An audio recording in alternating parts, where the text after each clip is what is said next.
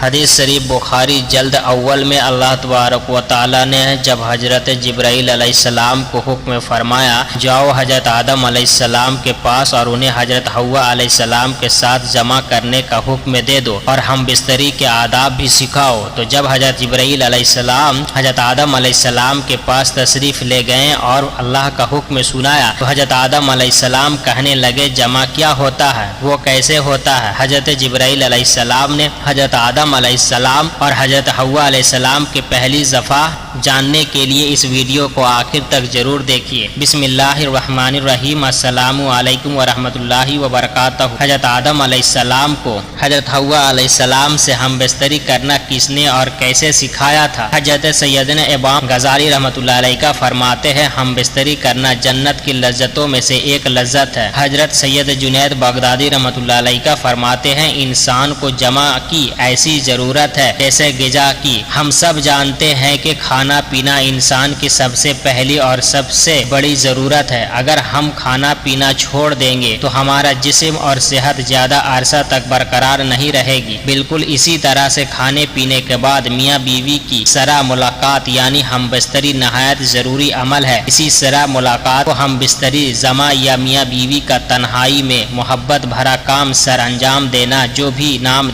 دینا چاہتے ہیں درست ہوگا۔ جب آپ صحبت قائم کرتے ہیں تو آپ کو سکون اور خوشی محسوس ہوتی ہے، آپ بھی اپنے آپ سے پیار کرنے لگ جاتے ہیں۔ میاں بیوی کی جمع کے دوران انہیں ایسے ہارمون خارج ہوتے ہیں جو میاں بیوی کی خوشی کا باعث بنتے ہیں۔ جب میاں بیوی خوش ہوتے ہیں تو اعتماد میں اضافہ ہوتا ہے اور محبت میں اضافہ ہوتا ہے۔ اللہ رب العزت نے حضرت آدم علیہ السلام کے بعد حضرت حوا علیہ السلام کو پیدا فرمایا اور یوں نسل انسان کی تخلیق ہوئی جس کی ابتدا اللہ تبارک و تعالی حضرت آدم علیہ السلام کو مٹی سے پیدا فرمانے سے ہوئی۔ حضرت آدم علیہ السلام کو اللہ رب العالمین نے جنت کے اندر تخلیق فرمایا اور حضرت آدم علیہ السلام جنت کے اندر اکیلے بشر تھے یعنی انسان تھے اور ان کے جن سے کوئی بھی بشر موجود نہ تھا جس کے ذریعے سے حضرت آدم علیہ السلام کو انسیت حاصل کرتے، چونکہ آپ اپنے دل کے اندر سوچا کرتے کاش میرے بھی ہم جنس بشر ہوتا تاکہ ہم بھی اس سے انسیت حاصل کرتے۔ اللہ رب العزت نے خوب جانتے تھے جو کہ حضرت آدم علیہ السلام کے دل کے اندر چل رہا تھا۔ جب حضرت آدم علیہ السلام سو رہے تھے تو ان کے جسم سے حضرت حوا علیہ السلام کو بائیں پسلی سے پیدا فرمایا تاکہ آپ حضرت حوا علیہ السلام سے انسیت حاصل کر سکیں۔ جب حضرت آدم علیہ السلام نیند سے بیدار ہوئے تو آپ نے حضرت حوا علیہ السلام کو اپنے سامنے دیکھا تو آپ سے سوال کیا تم کون ہو؟ حضرت حوا علیہ السلام نے جواب دیا کہ میں عورت ہوں۔ پھر حضرت آدم علیہ السلام نے پوچھا اللہ تبارک و تعالی نے تجھے کیوں پیدا فرمایا؟ تو حضرت حوا علیہ السلام نے جواب دیا کہ اللہ رب العالمین نے مجھے آپ کی تسکین کے لیے پیدا فرمایا ہے تاکہ آپ میرے کرب سے سکون حاصل کر سکے۔ یہی وجہ ہے حضرت حدیث پاک میں حضور اقدس صلی اللہ علیہ وسلم نے کنوارے لڑکے اور کنواری لڑکی کی مسکین قرار دیا کیونکہ دونوں کو کوئی منست نہیں ہوتا، لہذا جو ان کے اولاد کی جلد شادی کر دینی چاہیے تاکہ وہ میاں بیوی ایک دوسرے کے قریب سے سکون پا سکے۔ بعض روایت کے اندر آیا ہے کہ حضرت آدم علیہ السلام اور حضرت حوا علیہ السلام جنت کے اندر خوشی خوشی رہ رہے تھے اور وہاں پر ایس زندگی گزار رہے تھے، لیکن یہ بات یاد رکھے کہ اللہ رب العالمین نے جنت میں حضرت حوا علیہ السلام کی تخلیق سے پہلے ہی حضرت آدم علیہ السلام کو ایک درخت کے قریب جانے اور پھل کھانے سے منع فرمایا تھا، جبکہ بعض روایت کے اندر ان کے واقعہ کو اسی طرح سے ذکر کیا گیا ہے کہ حضرت آدم علیہ السلام جب جنت کے اندر رہتے تھے تو ان کا کوئی غم خوار نہیں تھا کیونکہ آپ اکیلے انسان تھے، چونکہ آپ کے دل کے اندر یہ چاہت تھی کہ کاش میری جنس سے کوئی اور بھی ہوتا کہ جس سے میں تسکین حاصل کر سکتا۔ اللہ تبارک و تعالی نے حضرت آدم علیہ السلام پر نیند کا غلبہ فرمایا۔ یہ بات رکھیے کہ یہ پہلی نیند تھی جو کہ بنی آدم پر طاری ہوئی، چونکہ اسی نیند کے اندر اللہ تبارک و تعالی نے حضرت حوا علیہ السلام کو حضرت آدم علیہ السلام کے بائیں پسلی سے پیدا فرمایا۔ چنانچہ جب حضرت آدم علیہ السلام بیدار ہوئے تو آپ نے اپنے سامنے ایک ایسی بشر عورت کو دیکھا جو کہ آپ سے زیادہ مساحت رکھتی تھی اور جس سے تربیت کے اندر بہت زیادہ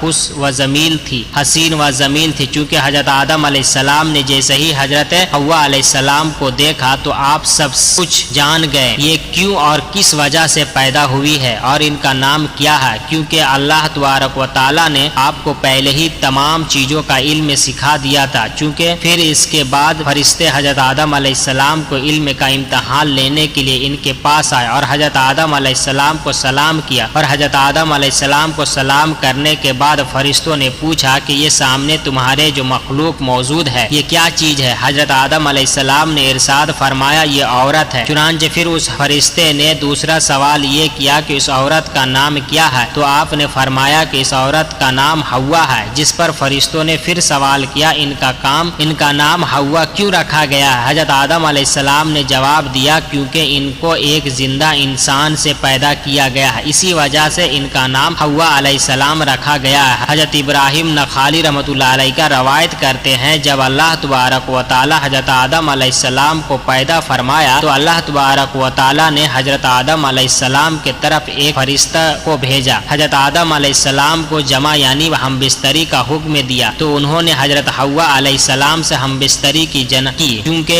जब हजरत आदम अलैहिस्सलाम ने जमा से फारिग हुए तो हजरत हव्वा अलैहिस्सलाम ने कहा ऐ आदम ये तो बहुत अच्छी चीज़ है, इसको मेरे साथ और ज़्यादा इस हवाले से उसकी कोई सनद मौजूद नहीं। ये बाज़ रवायत में आता है कि हजरत आदम अलैहिस्सलाम को जन्नत का ममऊन फल खाने के वजह से ज़मीन पर उतार दिया तो काफ़ी अरसा तक एक दूसरे से जुदा रहे, चूँकि हजरत आदम अलैहिस्सलाम अल्लाह रब्बुल आलमीन की मोहब्बत और अपनी खता पर बहुत ज़्यादा गिरीवजारी फरमाते थे। चूँकि आपके रोने की शिद्दत की वजह से एक दिन हजरत जिब्राईल अलैहिस्सलाम ने अल्लाह तबारक व ताला की बारगाह के अंदर हजरत आदम अलैहिस्सलाम की सिफारिश की, जिस पर अल्लाह तबारक व ताला ने हजरत आदम अलैहिस्सलाम के दिल के अंदर तौबा करने का तरीका पैदा फरमाया। मेरे प्यारे हबीब नबी करीम सल्लल्लाहु अलैहि वसल्लम से मेरी बारगाह के अंदर तौबा करो तो मैं तुम्हारी तौबा कबूल कर लूँगा। चुनांचे फिर इसी तरह से हजरत आदम अलैहिस्सलाम ने अल्लाह तबारक व ताला की बारगाह के अंदर तौबा की तो अल्लाह रब्बुल आलमीन ने इनकी तौबा कबूल करते हुए हजरत जिब्राईल अलैहिस्सलाम को खुशखबरी सुनाते हुए फरमाया जाओ आदम से कहो तुम्हारे तौबा कबूल हुई। फिर हजरत जिब्राईल अलैहिस्सलाम हजरत आदम अलैहिस्सलाम के पास आए और इनकी तौबा की कबूलियत की खुशखबरी सुनाई और फिर हजरत आदम अलैहिस्सलाम को लेकर आप मक्का मुकरमा तशरीफ लाए और वहाँ काबातुल्लाह शरीफ की हजरत आदम अलैहिस्सलाम ने बुनियाद रखे। असवद पत्थर को भी नस्ब किया जो कि आपके साथ जन्नत से आया था। इसके बाद हजरत आदम अलैहिस्सलाम ने हजरत हव्वा अलैहिस्सलाम से मैदान अरफात के अंदर दोनों की मुलाकात करवाई। अर्श के